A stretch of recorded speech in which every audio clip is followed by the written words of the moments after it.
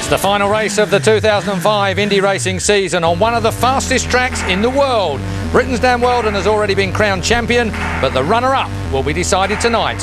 Will it be last year's champion Tony Kanaan or the 2003 champion Sam Hornish Jr.?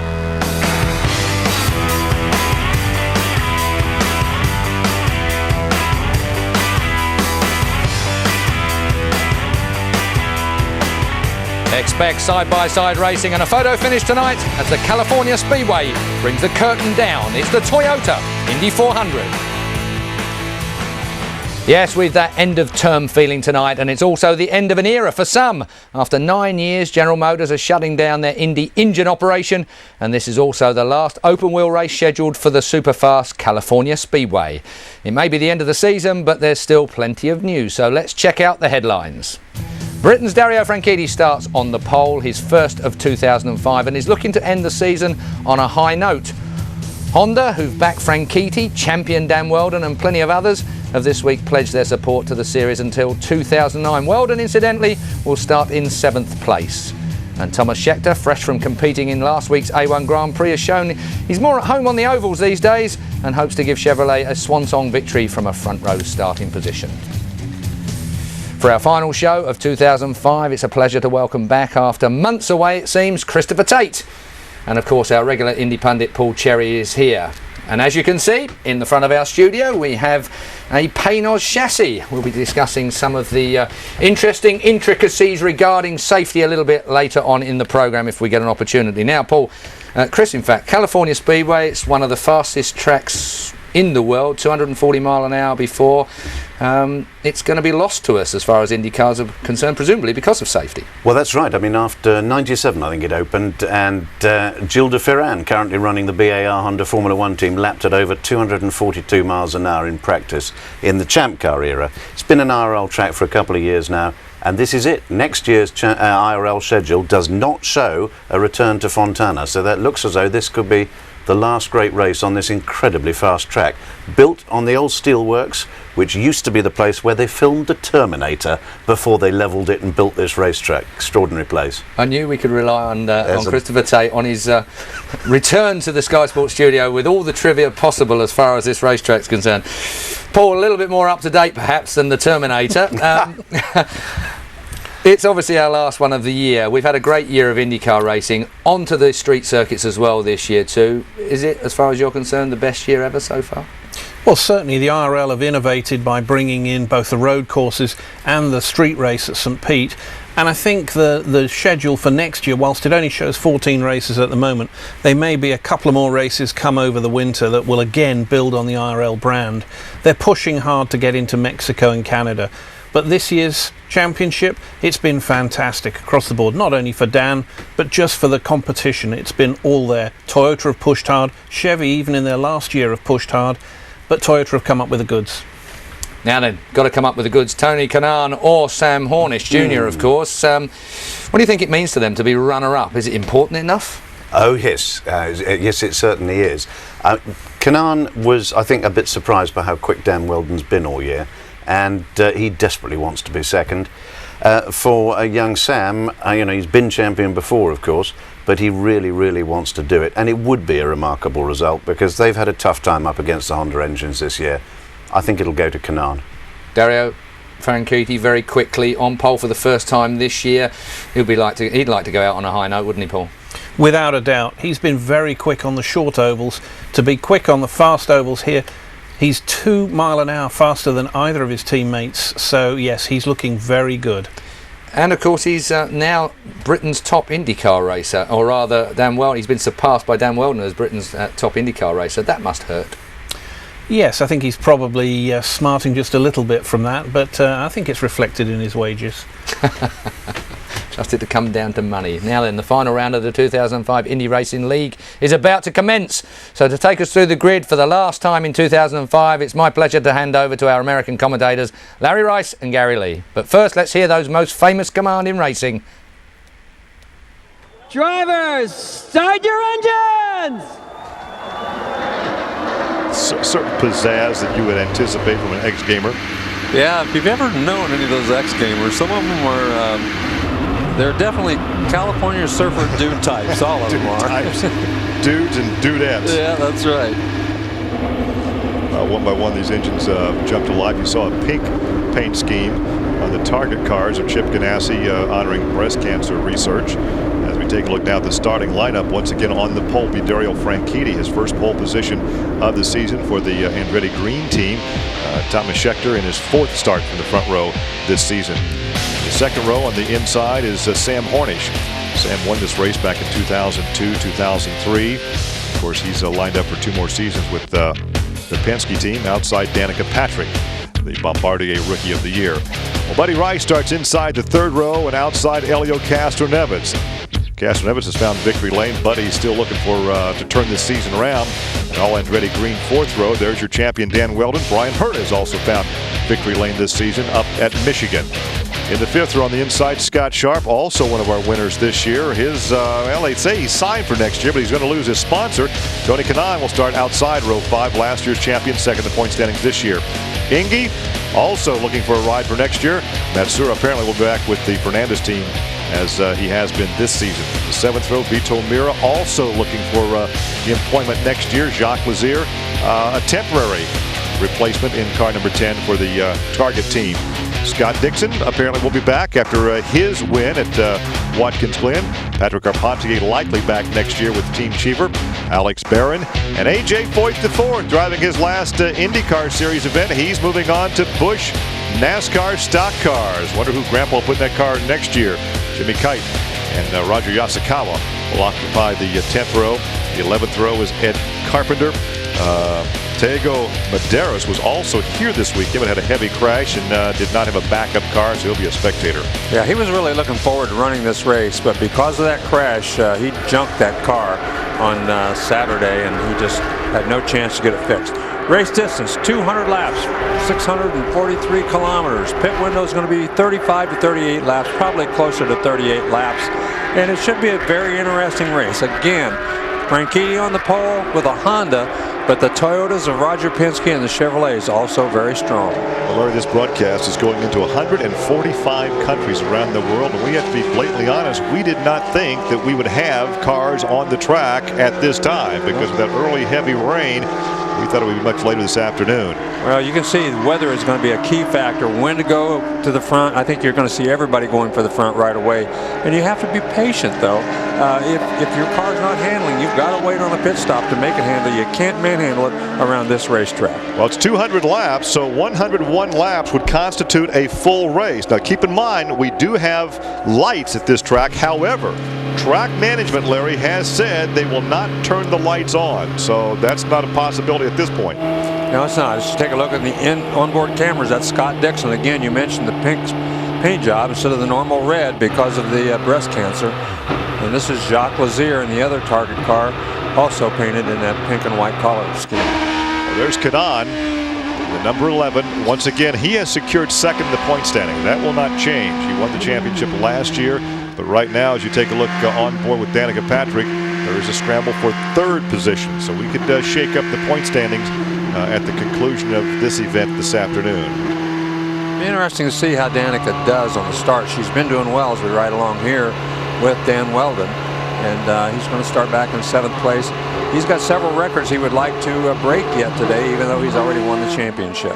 Well, if he could lead 145 laps, he could set a record on total laps led. I don't think he's going to do that this afternoon. No, that's the least likely of the records. If he leads one lap, that means he's led 15 different races this season, and he would take that record. And if he wins just over $23,000, he would have the most money won for a season, which would break last year's record set by Buddy Rice.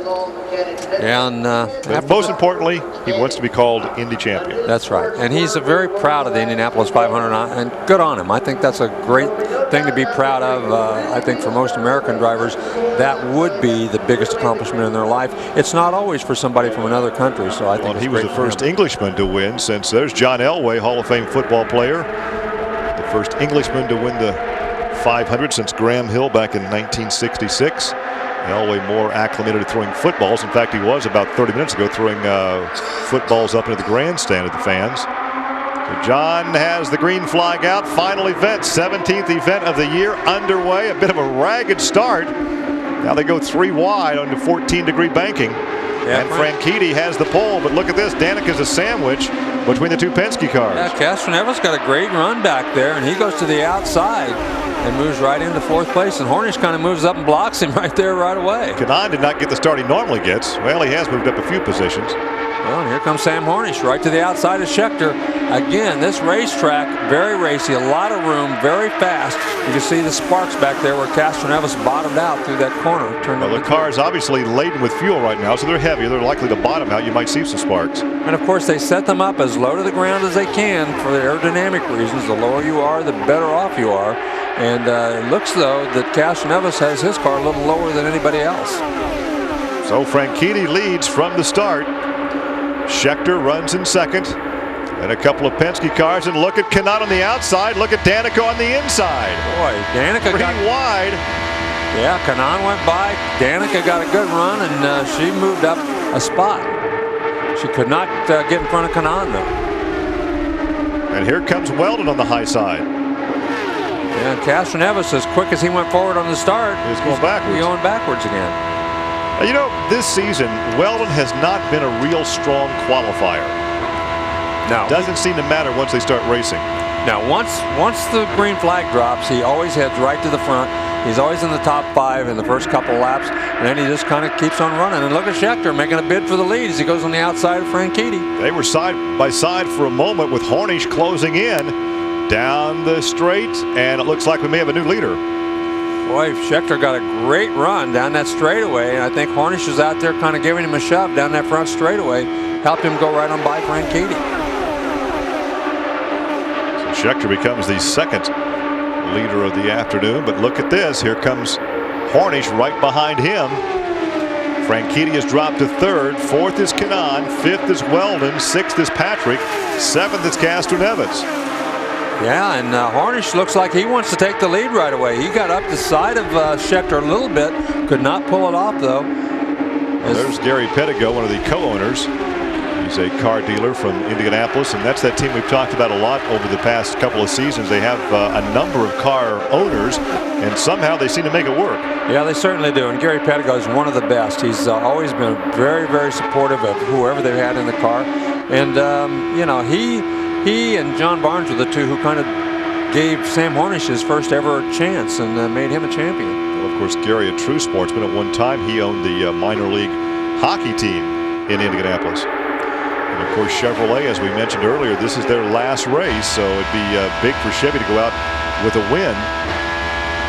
Riding along with a Honda right now as Kanaan has moved to 4th position. And he shifted gears right there in the middle of the corner. They do that a lot. Was right there? Yeah, they do that a lot. They try to keep those things right on the very top end of the RPM range. That's the reason they run 2 top gears, and they'll switch back and forth between those 2 quite often. Well, we've got 3 teammates running nose to tail: Franchitti, Kanaan, and Weldon. The 4th Andretti Green teammate back in 10th position. That is Herta. Herta won earlier this season, but there is some question if he will return to the team next year. As we indicated, the contract has been written for Weldon, but Weldon has not signed it. Yeah, and I'm not sure what that's all about, because he seems to be very content with that team, and he's told everybody he's going to be back with them, but why he hasn't signed that yet, I'm not quite sure. The top 8 or 9 cars, though, are still very, very close. The first 5 nose to tail, but the next group is only a few car lengths back. There you see 1 second separating 1st and 8th. Yeah. You can see that second group of 4 cars is back maybe 5 car lengths, but still very, very close. And again, as we talked before, Larry, they'll stagger their positions somewhat. They'll follow down the back stretch or the front stretch, and then to get more air on the front wings, they'll move out so they're not directly behind the car in front. Yeah, and in most series, you don't see people running right down the white line down the straightaways. They usually go to the outside, and you can see how rough it was down on the inside of that back straightaway. The teammates now run side by side. Kanaan on the inside of Weldon. Kanaan in 4th, Weldon 5th. Patrick is 6th. Mira now has moved to 7th. So Patrick and Mira are teammates on Ray Hall Letterman. We know Patrick is coming back next year. We would assume that Rice will be back with that team, but Mira apparently is the odd man out. Yeah, right now it appears that way, although nothing has really been said about Buddy Rice signing, so Not too sure. Weldon seems to be running awfully high on the racetrack. He's running much higher than anybody else for whatever reason. When he was on the outside of Kanaan there a few laps ago, he went, you know, like 2 car widths higher instead of being right side by side with him. Well, he lost that position to Danica the last lap. Now he gets it back. Now he moves back up into 5th spot. There's Kanaan in front of him. And you can see, Oh, here comes Mira. Danica. They dialed in some more downforce in Danica's car this morning, thinking about the weather situation. And now the team is saying they may have put too much downforce in the car and may slow her down. Well, she's certainly not real slow yet, but she did get past a couple of guys right there. Scheckter leads it after only 10 of 200 laps. Scheckter, Hornish, Franchitti, Kanaan, Weldon. Mira now has gotten around Patrick, so she drops to 7th position. Indy is 8th. 9th is Castro-Nevitz, and 10th is Hurtis. So Castro-Nevitz, who started this race in 6th position, moved up quickly, then has moved back just as quickly. Yeah, whatever happened to him after about the first 2 laps, he did lose a lot of his momentum and went backwards. So, and look at Franchitti again, going to the outside, trying to gain another spot. Well, the teammates were, something's wrong with Weldon. What happened to Weldon? He just lost 2 positions as the Andretti Green teammates went on by him, and now he's being passed wholesale. Well, he had trouble this morning in practice. He only got about 3 or 4 laps. They were having trouble with the engine in practice this morning, and it appears that whatever gremlin he had this morning might be reoccurring because he's lost a lot of spots here in the last lap. I'm curious. He clinched the title at Watkins Glen 3 weeks ago. Yeah, he's whatever it is, it just appears that RPMs and horsepower are down. He's still running high on the racetrack, but you can see going down the straightaway, he just does not have the straightaway speed. By the time he gets to the end of the straightaway, everybody's gaining on him quite quickly. Well, it looks like he'll not set that one record of leading 15 different races. He's led 14. That ties him with Scott Dixon for the record. But right now, it doesn't look too promising that he'll lead a lap. Yeah, he moved back. I mean, he went clear back to 11th spot, so he lost about 6 spots in 1 lap. And whatever the problem is, he really didn't slow down all that much. He still ran 215 miles an hour, but it just looked slow compared to everybody else. Well, they ran by him like he was painted on the wall. So Scheckter continues to lead, and look at this. Here's a battle back for as Lazier going by Weldon for 11th. Our live coverage from California Speedway. You're watching the battle for 10th position. That is Lazier in that pink and white car, and it kind of you got to watch it for a moment because we're so acclimated to the red and white of the Target Racing team. And that is Dan Weldon, who has experienced, I would assume, some type of problem because he's dropped back. He was in the 4th position. Make that 5th, and now he's only back in 12th. Yeah, he occurred about 3 laps. Whatever's happened, it's continuing. His lap speeds are definitely down from what they were earlier. He keeps slowing down. He's running about 3 or 4 tenths of a second slower now than he was earlier in the race, and he just keeps continuing to get past. It's not a huge problem. It's not like he's lost a cylinder or whatever, but it just seems like the thing has lost horsepower, and he's going, it's pushing real bad too. He had to get clear out of the throttle right there, going through that corner. Of course, there's a situation he's going to wait for a yellow to bring it in, or he's going to have to wait until the pit window. And at that point, he's going to be at the back of the pack. Boy, he is moving back very rapidly. Pontier has gone around him. Yeah, it looks, it looks like he'll get 1 or 2 good corners and get enough straightaway speed. Like that last corner seemed pretty good. But look how high he's running in the corner. I'm not sure why he's running so high into the corner. It just looks like it's pushing so badly he can't stay in the throttle. It might be a handling problem and not an engine problem.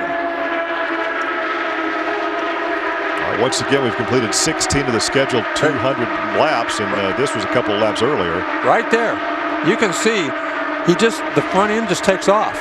Whatever's going on, the front end just takes off. He goes way out to the wall. And then he's so slow, he's got no straightaway speed. And I'm just going by him right and left. This was a piece of video. Yeah. Now we're back to live. But he is back in now 15th position some 6 seconds behind the leader, and this is only lap 18 they're working. It looks like he goes in. Looks like he goes in extremely high, tries to bring it down to the bottom of the racetrack, then that thing just kind of takes off. You know, when the car is pushing, it's weird to go in high because you give yourself less room to get it cornered. Yeah, you would think, but he's that's staying high. He's staying really high down the straightaway compared to others. Yeah, he's been doing that. Now watch the steering wheel. We didn't see it the last corner. Let's see if it doesn't. Yeah, he's throttle. Yeah, he's on. And it might just be that he's losing horsepower coming off the corner because he's always shifting gear right there. But it sounds to me like look how rough the track is. Look at that steering wheel bounce. For whatever reason, it starts up the racetrack and he just has to lift out of the throttle. He gets through 3 and 4 fairly well and down the front straightaway. It's down here in 1 and 2 where he's having all his problems for whatever reason. Right there. See, he's already out. Could be the wind. It could be the wind, the way the wind's. Look at that. He is absolutely clear out of the throttle coming off that corner, and then he's got no straightaway speed down the back straightaway, and that's where everybody's going around him.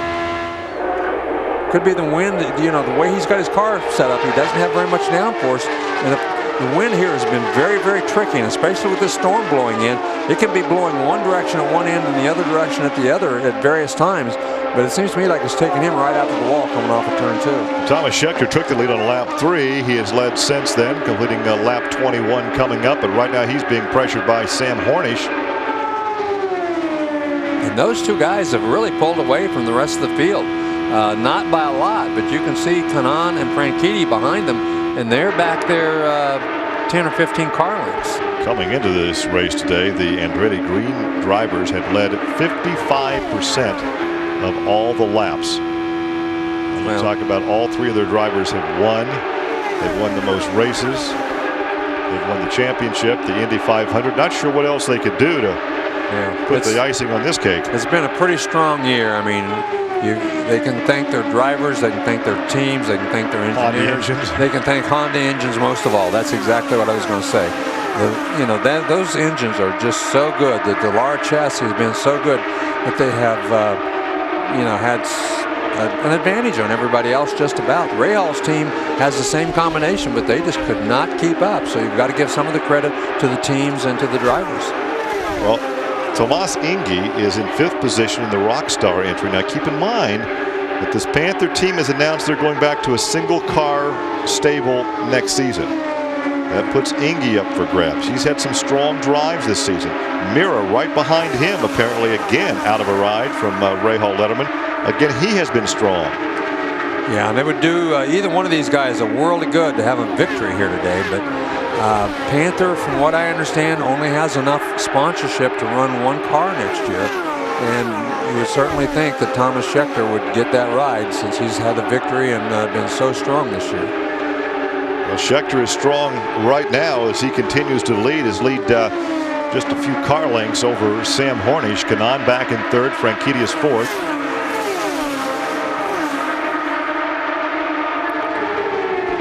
Anthony Foyt back in the 16th position, driving his last race for Grandpa today because he has been released from his contract and he is going to go to NASCAR Busch Racing. And the question is, will AJ put his son Larry in the car? There's a look at AJ the 4th. Now this was just a couple laps ago, and this is with Weldon. He came up behind Weldon, just brushed the wall. Yeah, he got way out there as he went across the back of Weldon's car. The air took off from him. I mean, the air just you could see the black mark. He was lucky he didn't clout that wall harder than that. He barely hit it, but still. When he was behind him, that air went away. That car just took off on him. And all this was happening about 9 seconds behind the leader as your leader works lap 26. So it's Scheckter, Hornish, Kanaan, Franchitti, and Indy here in California.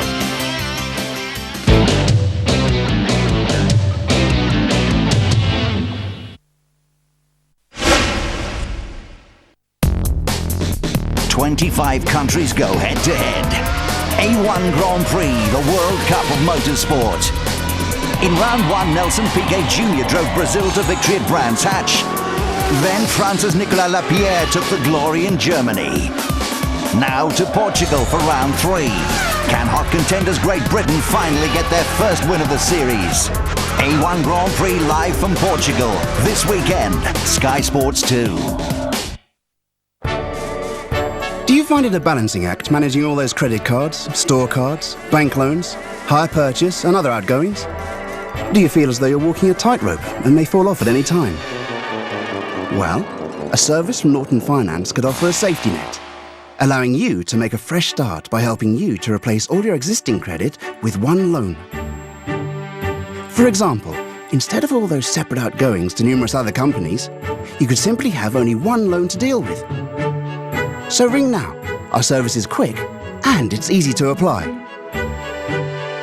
Don't forget, with only one loan, you'll find it much easier to manage. Call us now. You could borrow any amount from £1,000 to £100,000 for any purpose. So if you're a homeowner, don't slip up. Call Norton Finance now on 0800 043 1020. That's 0800 043 1020. Lines are open 24 hours a day.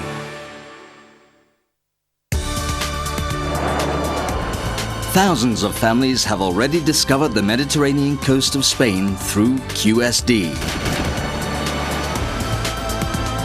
For over 30 years, QSD have been helping clients on a one-to-one basis, creating quality Spanish homes for holidays, investment and full-time living. Call now and let QSD find the home of your dreams.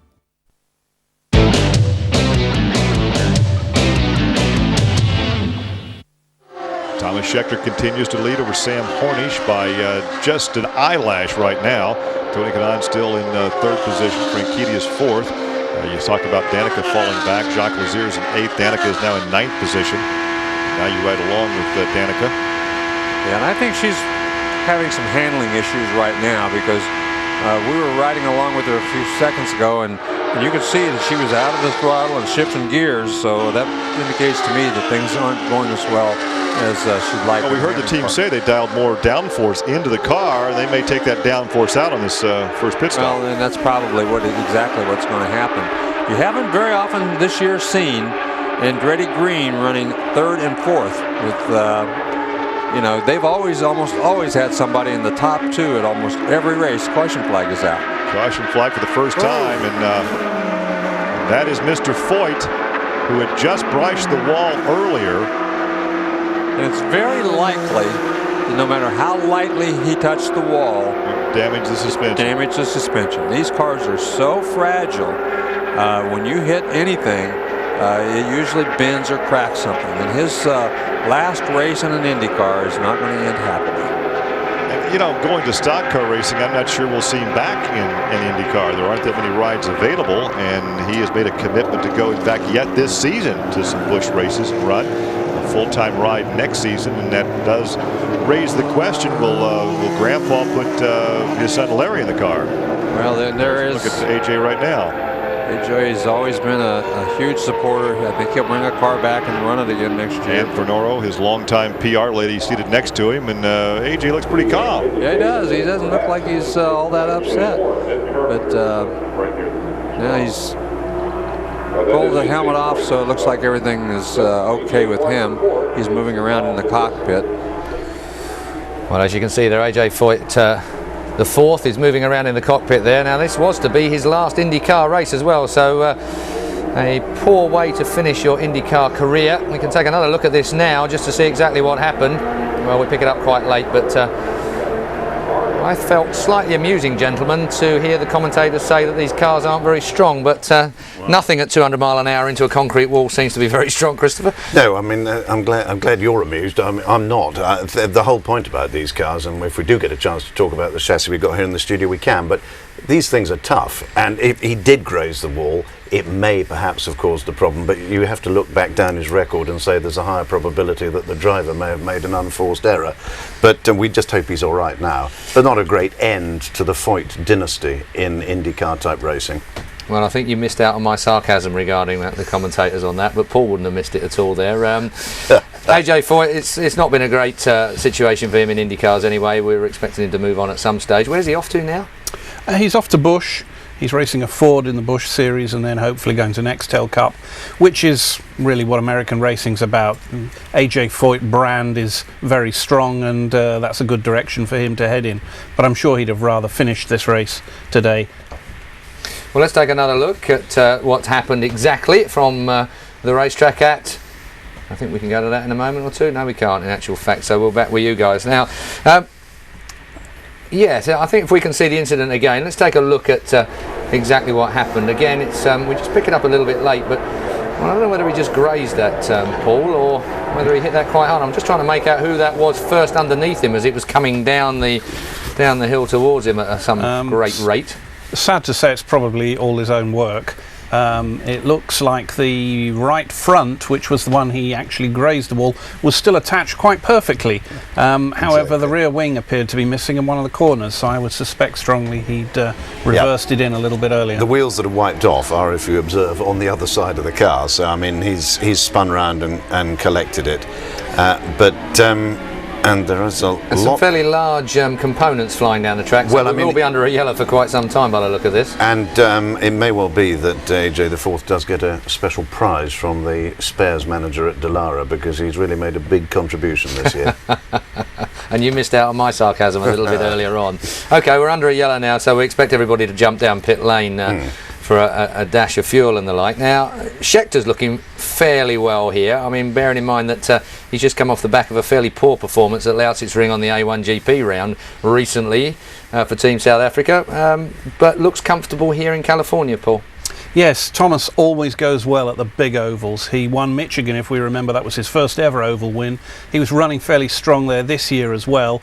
He likes the high-speed situation. It's just whether he can sustain it through the whole race. He's normally strong here, but it's a long way to go yet. Okay, well, let's get back to the track then, and our commentators.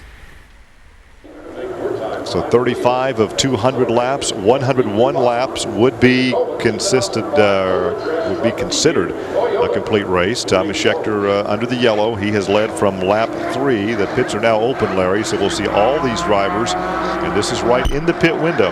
Yes, it's exactly where they wanted to be, and you're going to see all these guys heading in there. It'll be interesting to see just who gets in and gets out, because everybody's going to take on a full load of fuel.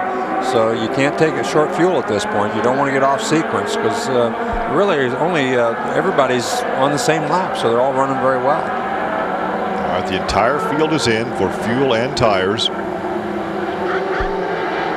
should be the completion of lap 36. Scheckter led from lap 3. Franchitti led the first 2 laps from the pole position. You're going to see some. You're going to see some frantic work in the front wing area. Yeah, on some of these cars, you're definitely going to see some things happen. Scheckter maybe not. He was leading. Let's watch the nose of Schechter's car. No adjustment. No, he was pretty happy with this car. Adjustment on Hornish's car. Hornish on the right front wing. They did make an adjustment. Check on the right front wing. Kanaan gets an adjustment on both sides. But Hornish beat. Look at that. Even with the and look at Kanaan. Wow. Even with the wing adjustments, they beat Scheckter out. Well, that's not indicative of Panther Racing. They've usually been extremely good with their pit stops, but obviously got beat today. So Kanaan on the pit stop will assume the top spot. Or now they're giving it to Hornish, apparently. Well, we're going to see now. Now it's Kanaan. Kanaan, then Hornish, and then Scheckter.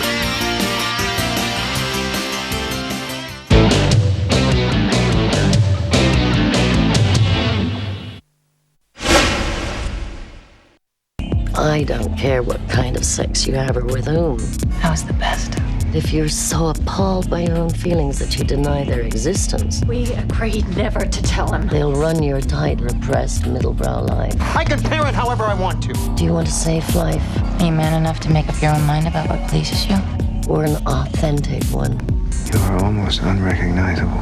The Deeply Superficial series returns. Nip Tuck, Sunday, 10 o'clock, only on Sky One. Earn 8% on regular savings of £25 to £250 a month when you bank with HSBC. At Expedia.co.uk, it's so easy to create your perfect trip. Everything is tailor-made to your exact specifications. You want the flight times that suit you? Hotel right on the beach? Go ahead. we make it easy for you to get the holiday you really want. You might think this would cost you more, but buy it all together from Expedia.co.uk and you actually save money. Let yourself go.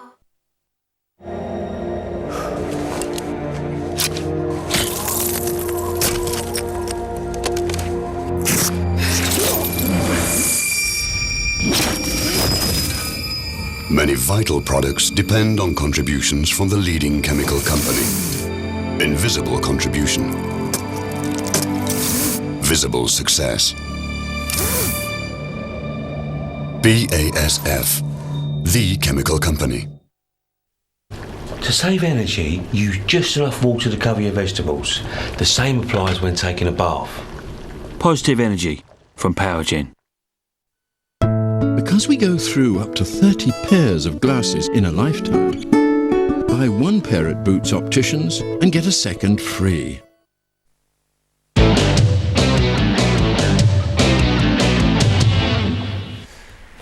Welcome back to the Toyota Indy 400. We're under a yellow at this moment in time. Here in the studio with me are Christopher Tate and Paul Cherry, of course, at the moment. Now then, we've had another incident, actually, gentlemen, since we were away just a moment ago, and I think we can take a quick look at that as well. Down in pit lane, we obviously dived under the yellow into pit lane, and this was the scene after Yasukawa. This is a Yasukawa team member that is down on the ground at the moment.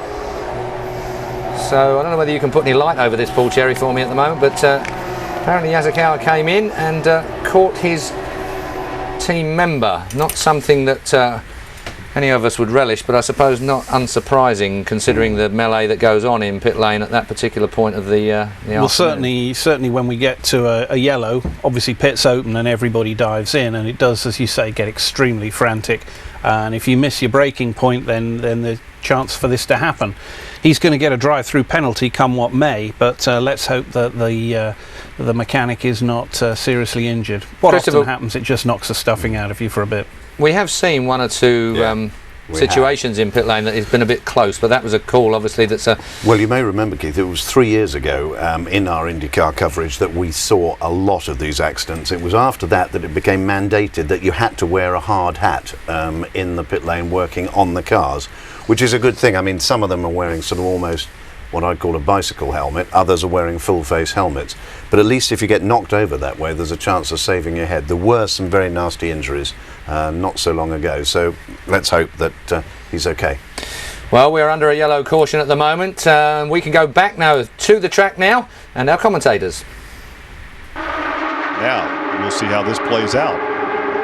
Well, obviously nobody needed fuel. I mean, nobody needed tires, so the other thing they might have been able to do, and look at Franchitti, boy, on those restarts, he's been a terror. He gained 2 spots on the last restart. Sharp on the high side of Scheckter for 3rd position. Franchitti trying to reassume the top spot. There's no question that Scott Sharp has reemerged this year. This is the first time he's really looked good. Ooh, Scheckter right there.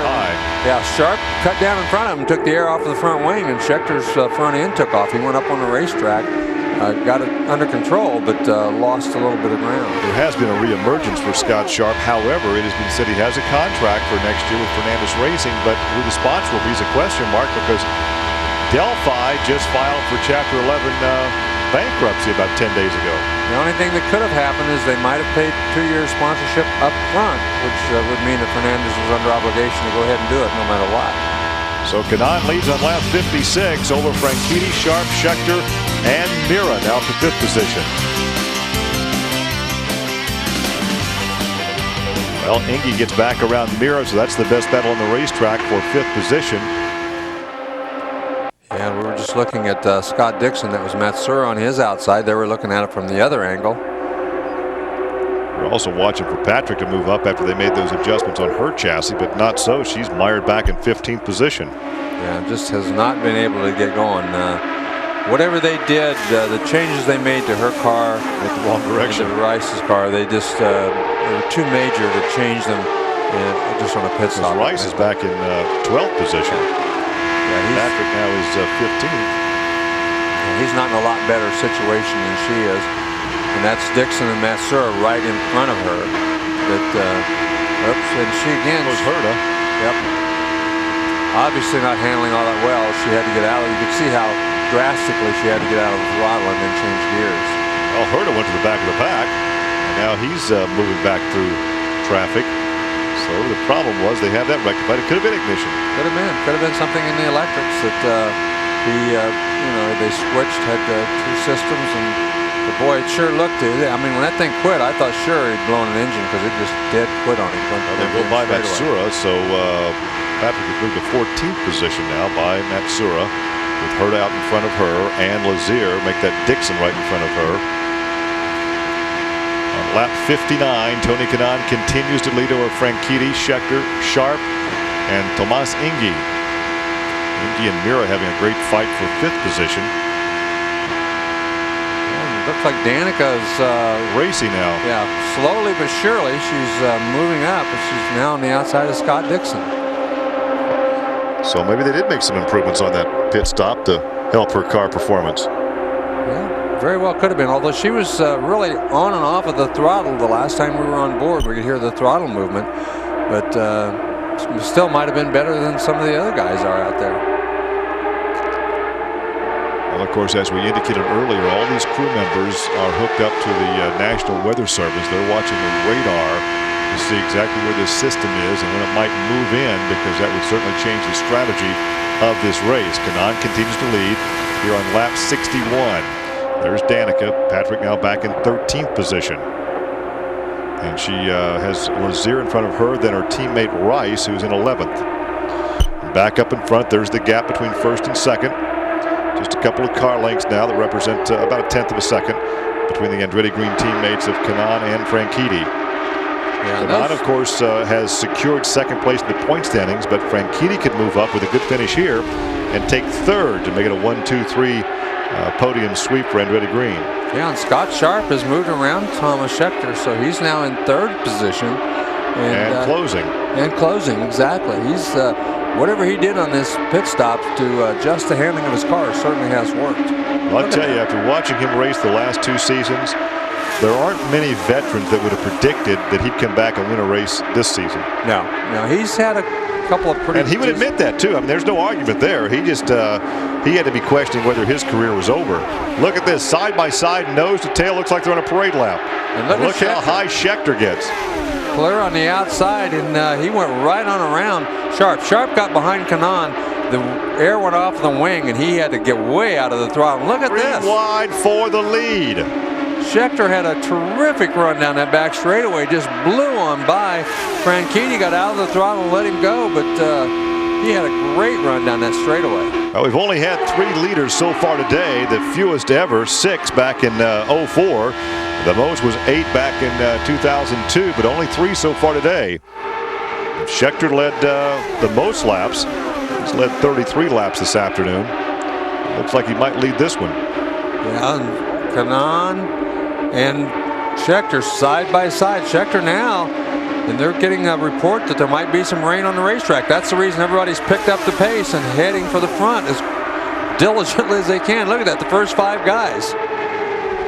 And that's Weldon, who's back up in the mix after... He's back in 5th position. Yeah, he was back in 15th about 20 laps ago. So here comes the Andretti Green team. Kanaan is 2nd, Franchitti is 3rd, Weldon now is 5th. Scheckter is still your leader, but here comes Kanaan. Now keep in mind, 60 make that 101 laps would constitute a complete race. Should we get that rain? We're at lap 65 right now. Yeah, the weather right now, I mean, the clouds just aren't, I mean, there are a few of them, but it doesn't look like that imminent downpour that's just going to wipe things out right now. Although there are some sprinkles, and it looks like there could be some rain. It just looks like a spotty cloud or 2 out there right now. Orange and Castro-Nevitz on the racetrack back in 8th and 9th. Boy, I tell you what, that was Castro-Nevitz with a real high exit off that corner. Here comes Kanaan to the high side of Scheckter. This is for the lead. First 7 or 8 cars all just nose to tail. And look at Weldon up to 4th position. So Kanaan, Franchitti, and Weldon now 2nd, 3rd, and 4th. What did I say about Weldon not leading a lap today? Wow, Thomas Scheckter is the only non-Andretti Green car in that top 4. And non-Honda. And look at Tomas Indy. He's back there in 5th. So it's all Panther and Andretti Green right now in the first 5 spots. Well, you know that despite his career this season, despite his records and the wins, he still would like to lead this race to set another record. And of course, speaking of Weldon, who has led 14 races this season, but he needs to lead the lap here to set the record. He's tied right now with Dixon, both having led 14 races. There's Gary Pettigo, the co-owner of Schechter and Indy. He is the Chevrolet dealer from Indianapolis. Kanaan actually led that last lap, although it looked like they were kind of tight as they went across the start-finish line. Tony Kanaan was actually the leader as he once again puts a lot of pressure on Thomas Schechter. And this could well go back lap after lap after lap. You see that Schechter led 35 circuits, Kanaan 28. They gave Hornish credit for leading one lap that I didn't have because that was during the pit stop. Must have been during the pit stops that he did that. But look at Indy now. He's up here right with these guys, and he's going to go around Dan Weldon. Well, maybe not. Not yet. Not yet. Sharp has moved back. Here comes Mira. Sharp and Mira right there with him. I mean, all those guys. Ooh, whoa, Franchitti had a big old push that time. That looked like wind. He was not close enough for the air to be taken off the car. That probably was a gust of wind, and that thing moved up about 3 car widths. That's the real danger on a racetrack like this. If you get moved up the racetrack like that and there's somebody beside you, there's going to be a big problem. Oh, of course, kind of out here in the open, too, where the wind can really circulate across the track, and a big gust can upset the chassis, and that got his attention. Yeah, they call this the San Bernardino Valley, and it is a flat area between the mountains. Very windy. Very windy out here, very dry in the summertime. Obviously, this is the rainy season in California, so you are going to get some rain this time of year. About a 45-minute drive somewhat east of Los Angeles, downtown L.A., out in the valley, as they say, not that far from the old Ontario Motor Speedway that closed at the end of the 1980 racing season. So we're on lap 70 with Schechter back in control over Kanaan, Franchitti, Weldon, and Indy.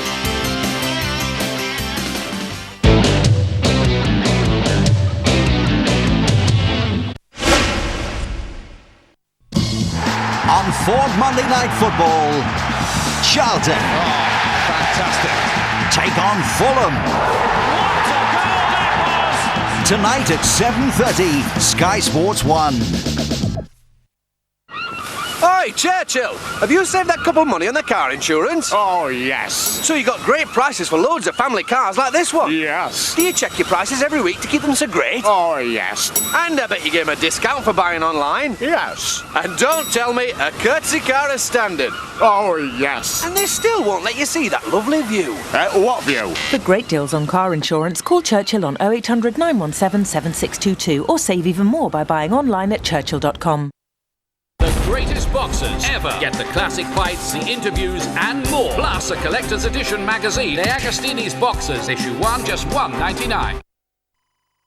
Want to find the gas and electricity service that's right for you? There are so many tariffs to choose from, and by switching you could save up to £170 a year. You could spend ages ringing all the different companies, or simply log on to uswitch.com. Uswitch is a free and impartial service that compares all the available tariffs. Just tell us how much energy you use, and Uswitch will show you all the options, and then you decide whether to switch. So, to save money on your gas and electricity bills, log on to uswitch.com now. Uswitch.com, helping you decide. FedEx treats every package as if it's the only one being sent. So with our fast overnight express service, your package is delivered to destinations in the USA by 10:30 a.m. the next day. FedEx. Every package matters. A few select moments from the Indiana Jones trilogy. Savor each one, because once the action starts, it's non-stop. The Indiana Jones Weekend starts Friday at 8 on Sky Movies 1.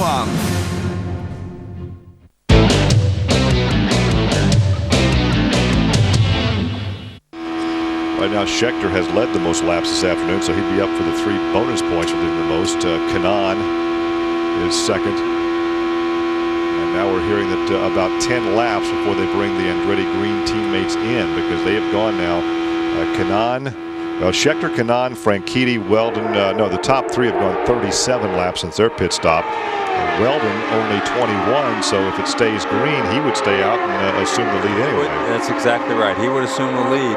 And I think that you're going to see Scheckter come in before that. The Chevrolets historically have not gotten quite as good at fuel mileage as the Hondas have. So you'll probably see him come in the next 7 or 8 laps. The last pit stop for Tony Kanaan there on lap 36. So he's gone 38. We're on lap 75 right now. And then when we get to near the halfway point, it'll be a real scramble depending on what the skies would be indicating, what the weather radar might indicate. There's your current leader. He's led 43 circuits now. Again, the driver that leads the most laps will get 3 bonus points. Yeah, and he's actually pulling away ever so slightly every lap from Tony Kanaan. There is Kanaan as you look back over his shoulder. Kanaan now in second. Again, Kanaan has second place in the point standings. Right now the battle is for third. And if Franchitti, I'm going to take a look at the point standings and see how far back he is. Franchitti has been very strong all year long. He's had some disappointing. Ooh, he got way high right there. He's had some disappointing finishes, but most of the time when he had disappointing finishes, it's because he was going for the lead near the end of the race when he had a crash. Well, he's some 34 points now behind Sam Hornish. Hornish is third in the point standing, so the point standings that could change would actually be third and fourth, possibly fifth, but probably Castroneves will remain in fifth position. Yeah, and you can see Weldon, he's moved up quite quickly. And here we see Sharp and Indy again battling side by side as they've been doing since about laps 60, 58 or 60. We've gone 41 laps now since that pit stop. And they're still saying 5 to 6 laps, 8 laps perhaps for Sharp. There is Tomas Indy. Might be his last ride in the Rockstar Panther Chevrolet. Vito Mira, same for him in that Ray Hall Letterman injury. Those two guys are pretty much battling for their rides next year. Mira, I think especially since Menard is not coming back, he will have to prove that he deserves a ride more than Buddy Rice, because Rice obviously has the inside track. Well, there is Rice right there. And Buddy is back in 8th position. And of course, right behind him is Castroneves back in 9th. Patrick has fought her way back to 10th position. She was back in 15th, 16th earlier. Actually, after that last pit stop, she has run much better the last couple of laps. The last couple of. It's Castroneves in number 3. He's back there in 9th position right now. Castroneves started out great. Has pretty much this been about there. Yeah, he's been about there ever since. And Danica has moved forward quite well since that last pit stop. Danica now is in 10th position, and they're setting up for these pit stops. Right now, she is only about 4.6 seconds behind, and she's gotten around Castroneves. So now she moves up to 9th position. And that's her teammate in front of her. Carpentier has pulled off the lane, and he's down the pits. Yeah, you're going to see everybody's going to start heading for the pit area pretty quickly. You see a lot of wing adjustment on the front of his car right there. He's finished more laps than anybody else all year long, as a matter of fact. Vito Mira has pulled off the racing lane, and now he's back in the pits for service. And how long before we see Scheckter, Kanaan, and Franchitti? We'll see Weldon pick up the lead because he's gone 29 laps. Weldon's definitely going to stay out and get to lead a lap, lead this race. That's probably one of the reasons he made that decision earlier in the going. Mira out in 11 seconds flat. And here comes Scheckter. As you said, Scheckter would likely come in before Kanaan and Franchitti, as he's smoking into braking. And Sharp, that was Scott Sharp, the other car who was coming in. And there goes Kanaan. Kanaan remains out and in the lead. Weldon now is up to second. You can see right there, the right front tire changer, that's his job. As soon as the fuel is out of the car, then he motions him to go. You see, the same right there. The right front tire changer stands there. He tells Scott Sharp when to go. And that's what happened a few minutes ago. And here comes Kanaan. He only stayed out one lap. And that will give the lead to Weldon. And with this lead, then he would set a record for most races led in a season. He has led 15 of the 17 races this season. And obviously nobody's going to bring that next year because there's only 14 races 17 on the races. schedule. That's right. And you can see Kanaan. Weldon did not lead a race at Richmond and did not lead a race at Nashville. Only led one lap at Infinity, but it still counts. Wow, those two guys, those teammates battling each other. It looked like the pits. Yeah, it looked like Franchitti actually might beat him out of the pit area. And here comes Indy, who came in the same time they did, and he's right with them. So he had a great pit stop too. And because of the pit stops, Rice has moved to second, Patrick third, Castro Nevitz fourth. And that's all because they were out of sequence. They were out of sequence, exactly. But now if a yellow comes out, well, you know, could help, could hurt, but depends on when the yellow comes. Yep. Now there is Weldon. Now he leads, so he's led 15 different races this season. One of the goals that he had by mid-season. And there is Kanaan. Now Kanaan is being shown back in 14th position. And here's a replay of the Kanaan pit. Right behind is Franchitti. And boy, I tell you what, they had to get that air hose out of there. Yeah. And Franchitti gets sideways as he gets out in front of the Rockstar entry. Well, he was definitely on the throttle. He definitely wanted to beat him out of the pits, no question about that. He did a nice job to miss those guys as they were trying to get everything out of the way. I'm not sure why that right rear tire changer didn't throw that thing back in earlier. Somebody wasn't paying attention there because you see a guy here. Here we come. Scott Dixon. That's Jacques Lazier. Or Jacques Lazier. Yep. They both are painted exactly alike. This. No, you're right. That is Scott Dixon. 9.3 for Dixon. That's Dixon's helmet. Yep. Well, the number 2 car will be given a drive-through penalty. So for some pit infraction, perhaps speeding down pit road. Well, we talked about how what a great pit stop Indy had. Maybe that's because he was speeding down pit lane that he almost got around those two guys. So Weldon leads for the first time this afternoon. Patrick now is up to second position. Well, Weldon is going to have to make a pit stop here before too many more laps. Probably 5 more laps, and he'll have to come in, as will everybody else who's up there in front of the pack right now. Patrick has led some 5 races for a total of 61 laps. Actually 4 races she's led. Right now she's in second. Her teammate Rice is third. Castro Nevitz fourth. Lazier is up to fifth. And you can see what a huge lead Weldon has. Because he was running with that lead group. And here comes Franchitti. 3 wide with Franchitti on the high side. And here comes Weldon. Well, he wants to be better safe than sorry. He's pitting a little bit before he probably has to, but he wants to come in and make sure he doesn't run out of fuel. And that should give the lead on lap 90 to Danica. But she'll have to come. Well, I don't know, Larry. She could go to the halfway point, and that could be the strategy. Well, it could be. We'll see. The only chance that she would have to win this thing, I would think, at this point, is if she were leading when the rains hit at the halfway point. I don't think she can make it that long. They've been too many green flag laps. Those guys that went 40 laps, they were under a yellow. She's been running under green. Never mind, Larry. Yep. Never mind. Yeah, there were too many. This group has been running almost all those laps under green. So almost all of them are going to pit by about, well, she's pitting on lap 38. Most everybody's going to pit before 40. And that gives Lazier the lead, and that's our 7th different leader of the afternoon. The most we've ever had was back in 2002. We had 8 different leaders. She got more wing in the front end. Oops. Boy, you just can't imagine that little jerk on the fuel hose where it didn't come out.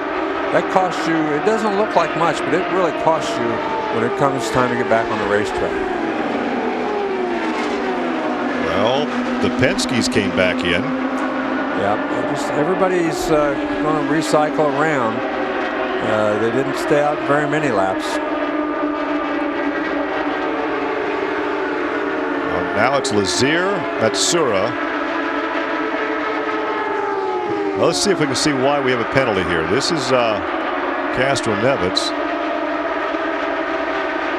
He's trying to slow down to get down for speed, and apparently didn't do it. Evidently not, and that'll cost him. Once you have a drive-through penalty, it's a pretty well takes you out of contention. Yeah, it certainly does. You're going to be at the speeds they're running. It almost puts you a lap down. There's Hornish. There's Matsura. Well, it's Hornish that got the drive-through penalty, though. So. Well, it was Castro-Nevitz that was hard on the brakes. Yeah. That's Hornish that's coming through there right now. So.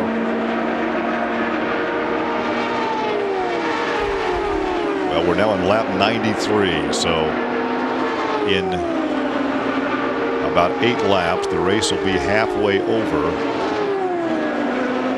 There's Herta. So we'll cycle through these pit stops under green. The first round of pit stops came under yellow. We've had 2 yellows today.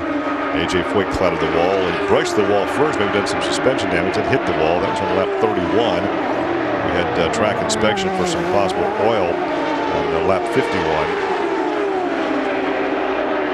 And Thomas Scheckter again is in the lead. After the pit stops, everything recycles. He takes the lead. Weldon, Sharp, Franchitti, and Mira. So I think those guys right there, Gary Pettigo's got to be pretty happy. So Scheckter with the Chevrolet out in front of some Hondas. Weldon rides in second.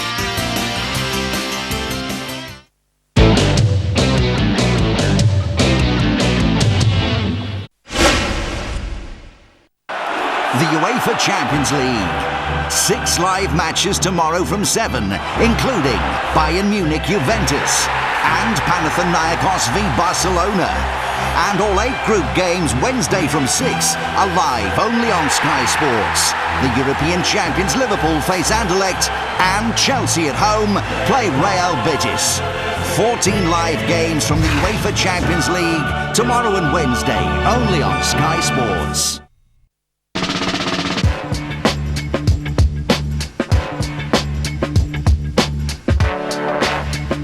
When you're in business, you want to be, well, in business. Not having to worry about handsets, bills, all that other stuff.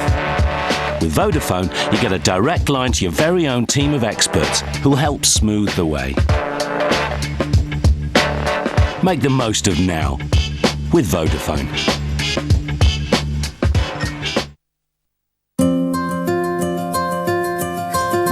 See fields, smell grass. See oceans, taste salt. See snow, hear laughter. Now it's even easier to print real photos from any digital camera. The new Epson PictureMate range. Don't just see your photos, feel them. Teach your children well. Their father's hell. Slowly go by. Don't you ever ask them why. If they told you, you would cry. So just look at them and sigh. The 7-seat Verso. Keep your style. I know they love you.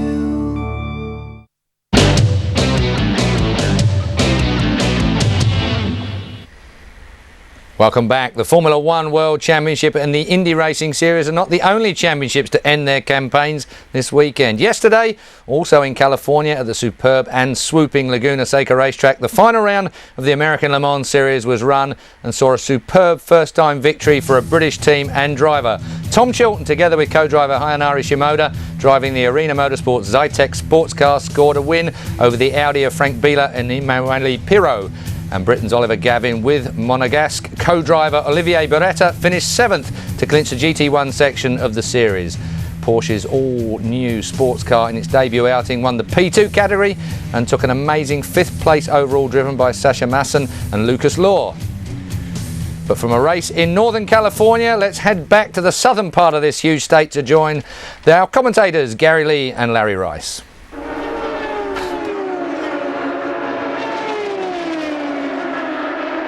Well, here's Sharp. Sharp comes in after 38 laps of green flag racing.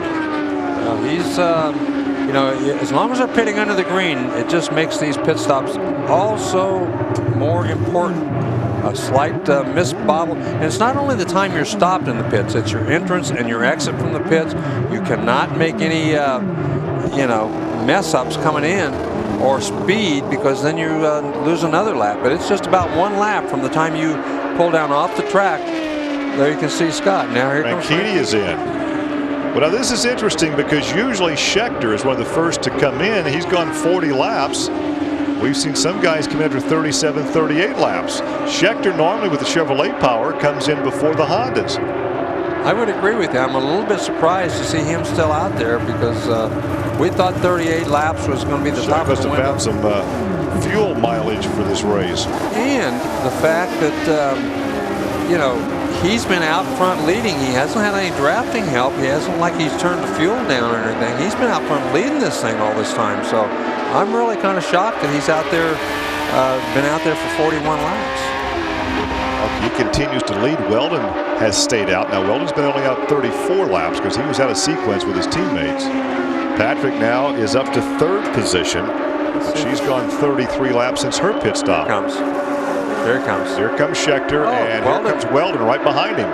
Well, Weldon, he does not need to pit already, but he has obviously opted to come in because, oh, look at this.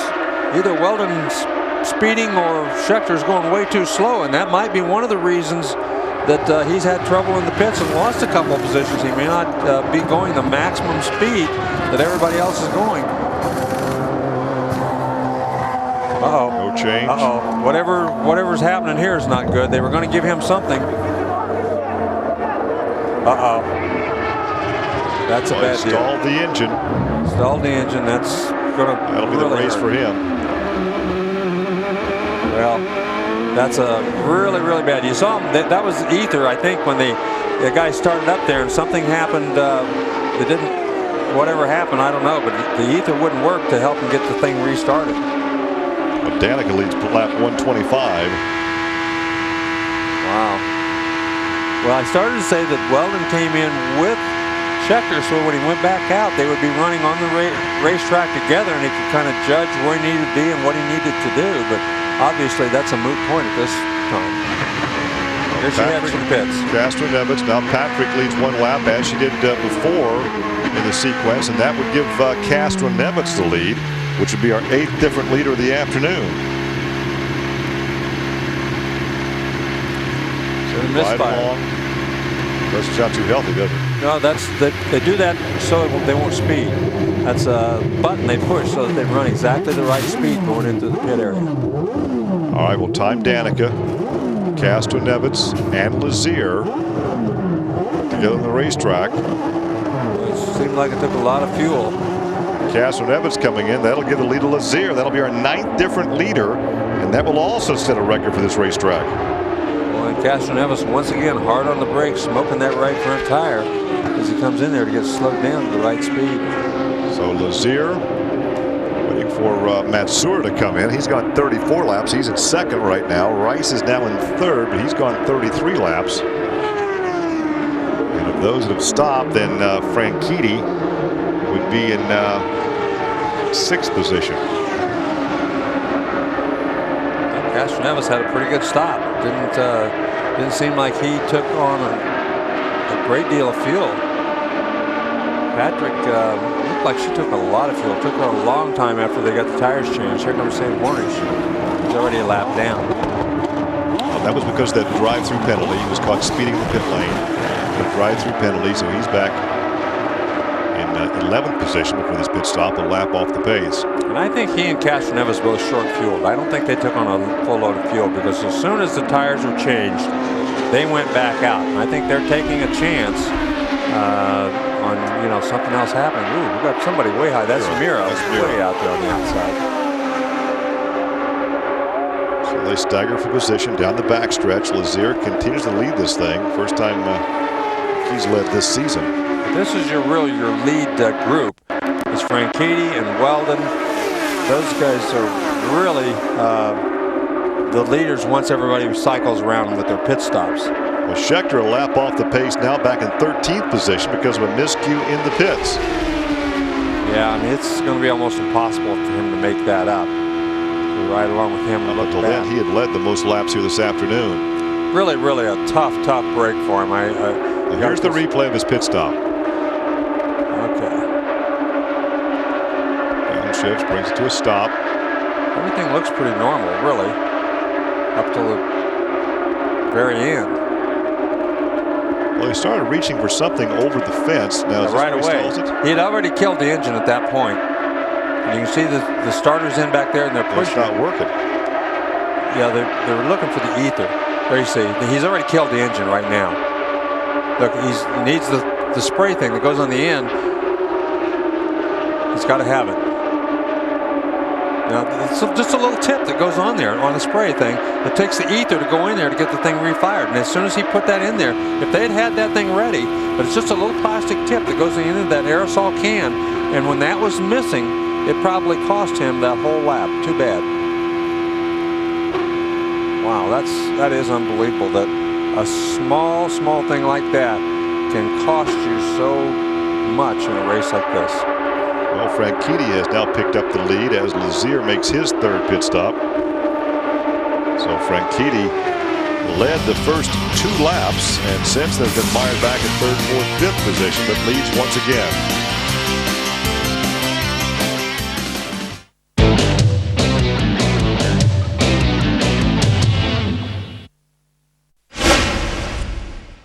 Big movies, small prices. What's wrong? I don't know, I just feel...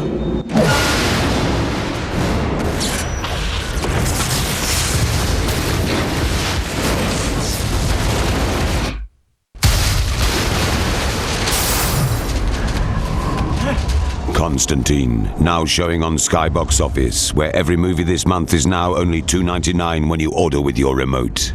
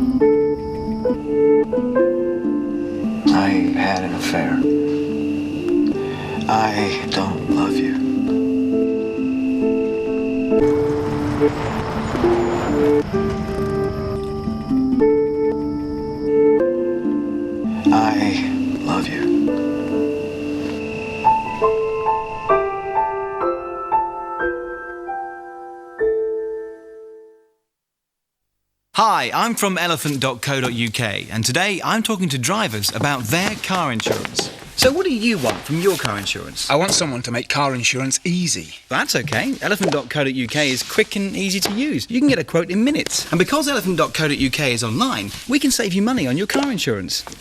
So there you go.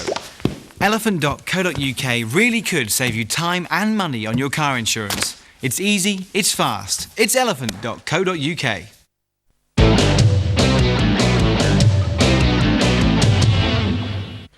Welcome back. Let's rejoin the action in California, where Dario Franchitti now leads the Toyota Indy 400. We had oil on the racetrack for a track inspection on lap 51 for 3 laps, so did not conserve much fuel under the yellow. And there you can see Weldon again going way high back there. He's in 3rd. And look who's trying to get his lap back. Yep. Hornish right in the thick of it again. Unfortunately, he's 2 laps down now, though, so a couple of laps ago, Weldon had a close call. We'll hopefully have that on a replay. Here it is. This is Weldon, and that's Hornish. And Hornish just kind of pushed him down. I wonder what the heck he was doing there. It looked like he was Say, get out of my way. Yeah, it did. It just looked like he kind of wiggled a couple times. That kind of looked like a Saturday night move in the local dirt track stock car races. Well, if he gets around, I don't know why he's fighting so hard, because when these guys stop, he's going to get his one lap back. It's the next lap that's going to be the hard one. There's the battle up in front between the Andretti Green teammates. Franchitti now leads on lap 60, 40 laps to go. And here comes Mira. Yeah, he's pitting. Mira had gone 40 laps, so he's right on schedule. Yeah.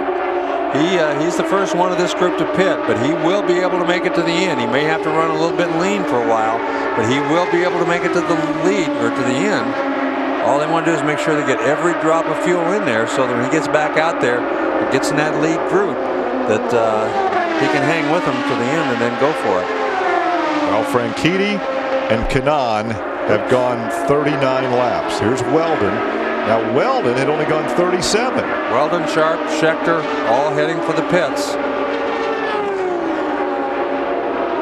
So Weldon only went 37 laps. That could make it close for him. Well, they've reached lap 162. This is the point that everybody was 63 would be the 37 mark. He only went 37 for this pit stop. Well, they should be able to go 38 laps. Most of these guys can go 38 laps, so that's the reason they had to get to 162. Even if they've got to run for a couple laps with the fuel turned down a little bit to ensure that they can get to lap 38, they should still be okay. There are Franchitti and Kanaan. They come in together. Franchitti has beat him out the last couple of times when they've come in together like this, by virtue of getting into the pits first. But they have to make sure they get all the fuel in. They can't send you out too quick. They got to make sure they get every ounce in. Here comes Lazier. I thought Kanaan might look like he might have stalled that thing, but he caught it and kept on going, because his pit stop was a little bit worse. Here comes Lazier as your leader. Well, it's got to be a boost for Lazier to be running up and leading some races, no matter what. Danica pulls in. That's Castroneves right behind her, making their final stops of the afternoon. Sky's beginning to clear somewhat, so hopefully we can race this thing to lap 200. I'll tell you what, about 2.5, 3 hours before the race, we would not have bet anything that we'd get this race in this afternoon. It did not look good. Danica does not beat Carpenter out, or Castroneves out. So, but Lazier stays on the racetrack, so he's got a few more laps to run before he's going to have to make his pit stop. So he's going to lead a few more laps. He's gone 35 laps, so he'll need a couple more laps where he comes in. Patrick has made her pit stop. Castroneves has made his, and then cycle back to get Franchitti the lead.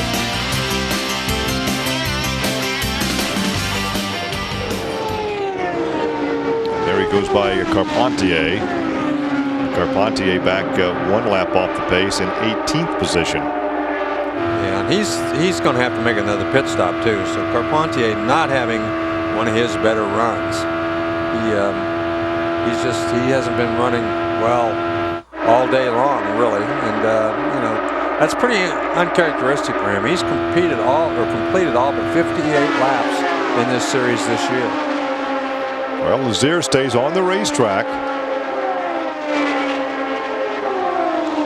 That's an ugly shot. That was the lunar surface. I don't know what, that was. I think that was an in-car camera or on-board camera that's got some stuff on it. Not functioning properly. Yeah. Well, Lazier continues to lead this thing. Yeah, we're waiting on his pit stop. Yeah, Franchitti and then Kanaan and Sharp is the way they came out of the pits, and then Weldon is back in 5th. So there's Jacques' info as he pulls off the racetrack, finished 2nd here in 2002, and he'll make his final pit stop for the Target Chip Ganassi team.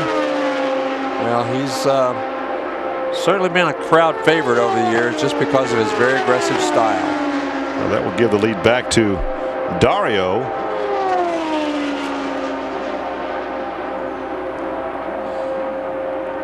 We talked earlier in the broadcast, Larry, as we're live here at Fontana, California Speedway, that for Franchitti, to finish third in the point standings, he would have to finish in the front, win this thing, and Hornish would have to finish in 15th.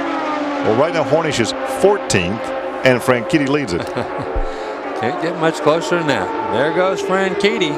Kanaan right behind him. This is where they were right before the pit stop. They were trying to lap Tomas Engi, and now they're still trying to lap Tomas Engi.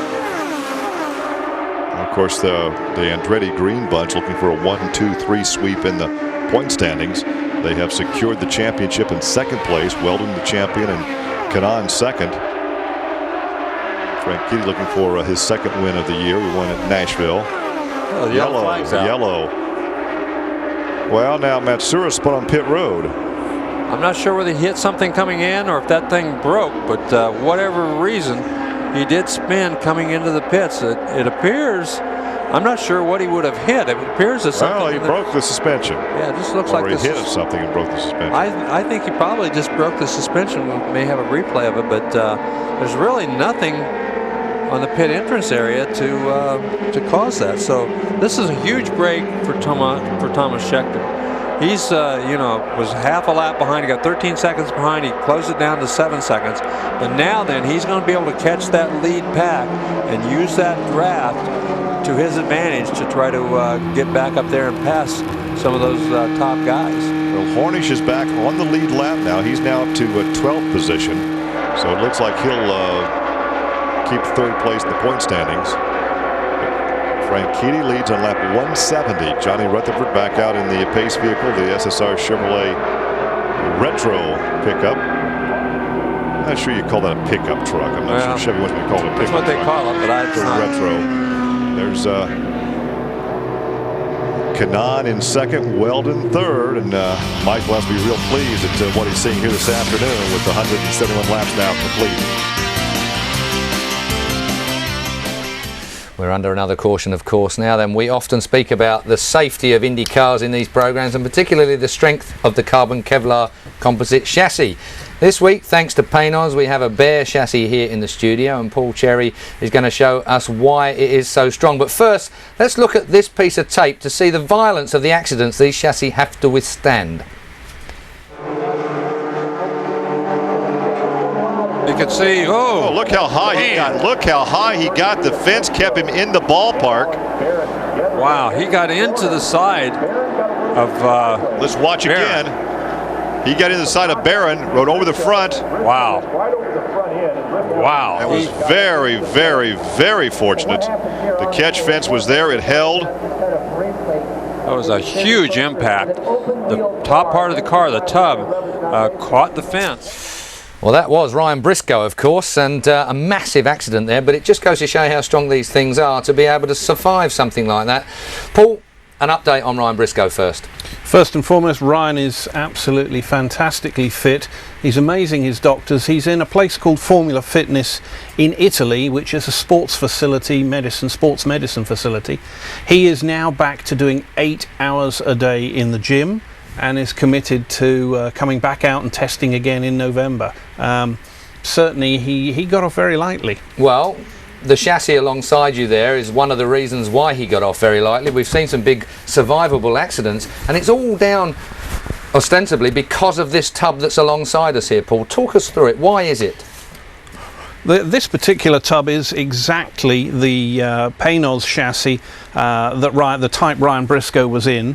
The strength in these is all down to the mix of the carbons and the resin that's around them. But to give you some idea, I can't quote exact figures obviously in case our rivals are watching, but you could quite safely turn it on its side and park a double-decker bus on it and it wouldn't crush.